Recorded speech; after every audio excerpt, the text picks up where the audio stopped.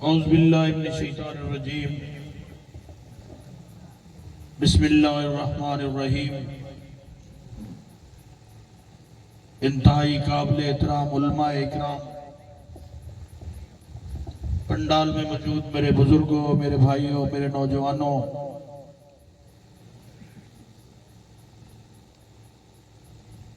حضور پاک صلی اللہ علیہ وسلم کی سیرت کے متعلق سیر اصل گفتگو سنی، قلبی سکون حاصل ہوا۔ بس ایک بات کا ذکر کرنا چاہوں گا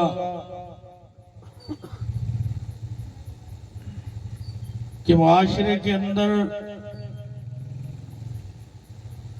چاہے قرون اولیٰ کے مسلمان ہوں، چاہے آج کے مسلمان ہو،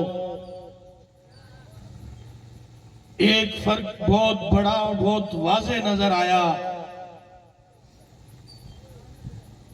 کہ دین کی اشاعت کے لیے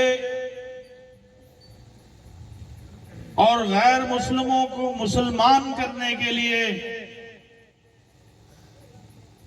میرے نبی محترم نے جو صعوبتیں برداشت کی وہ انتہا درجے کی تھی۔ آج کا جو معاشرہ اپنے آپ کو ایک مسلم معاشرہ کہتا ہے، جس کے اندر میں اور آپ موجود ہیں، اگر حق بات پہ، حق کے راستے پہ، نبی صلی اللہ علیہ وسلم کی سنت پہ عمل کرتے ہوئے ہمیں اگر کوئی صعوبت آ جائے تو ہم اپنے لیے وبال جان سمجھتے ہیں، اس مقصد کو چھوڑ کر درمیانی راستہ اختیار کرنے کی کوشش کرتے ہیں تاکہ میرے اور میرے گھر پہ کم سے کم مصیبت آ سکے۔ میں اور آپ دیکھتے ہیں کہ جب کوئی لیڈر معاشرے کے اندر ایسا کردار ادا کرتا ہے جو یزیدی قوتوں کو پسند نہیں ہوتا تو 4 شیڈول میں ڈال دیا جاتا ہے۔ پھر وہی علماء، وہی وہ 4 شیڈول والے اپنے آپ کو بچانے کے لیے راستہ بدل لیتے ہیں۔ دین کے اندر تو وہ مسالے موجود ہیں کہ تپتی ریت پہ لٹا دیا گیا، کولوں پہ لٹا دیا گیا، آروں کے اندر چیرا گیا تو وہ حق کی آواز آئی۔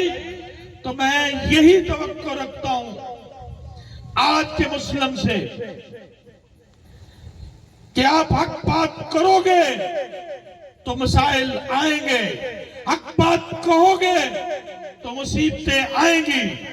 تو جو مصیبتوں سے فرار اختیار کرے گا تو وہ حق راستے سے فرار اختیار کرے گا۔ تو میرے بھائی، اس امت، اس نبی کی امت ہے جس نے اخلاق، بہترین اخلاق کے ذریعے، بہترین ذہن کے ذریعے لوگوں کو اپنی طرف مائل کیا، اور اس کے ساتھ ساتھ بہت زیادہ تکلیف بھی برداشت کی۔ تو اللہ کی راہ میں اگر ہمیں تھوڑی تکلیف آ جائے تو یہ نبی کی سنت سمجھ کے قبول کیجیے گا۔ معاشرے کے اندر اگر کوئی پسا ہوا شخص کسی ظالم آدمی کے ظلم کی وجہ سے آپ کو اپنی مدد کو پکارے تو مجھے اور آپ کو جانا چاہیے، اس کی مدد کرنی چاہیے۔ یہ ہے اصلی دین۔ نبیوں نے نہیں آنا، خاتم النبیین ہے۔ یہ کام اب امت کا ہے کہ معاشرے کے اندر ہر برائی کو ختم کر کے اچھائی کو غالب کیا جائے۔ یہ مسلم معاشرہ ہے، پوری امت کو یہ یہ فرض ہے کہ جہاں برائی دیکھے اس کے آگے پل باندھے، اور جہاں کوئی ظلم ہو اس کے آگے سامنے ڈٹ جائے۔ اور یہی کام انبیاء کا تھا، یہی کام صحابہ اکرام کا تھا۔ اور میں اللہ سے دعا ہوں کہ اللہ تعالیٰ مجھے اور آپ کو اتنی جرت اور اتنا حوصلہ عطا کرے کہ ہم یہ کام بھی کر سکیں۔ اور اس کے ساتھ ساتھ میری ایک اور گزارش ہے کہ میں جتنے پروگرامات میں گیا تقریباً مجھے یہی چہرے نظر آئے۔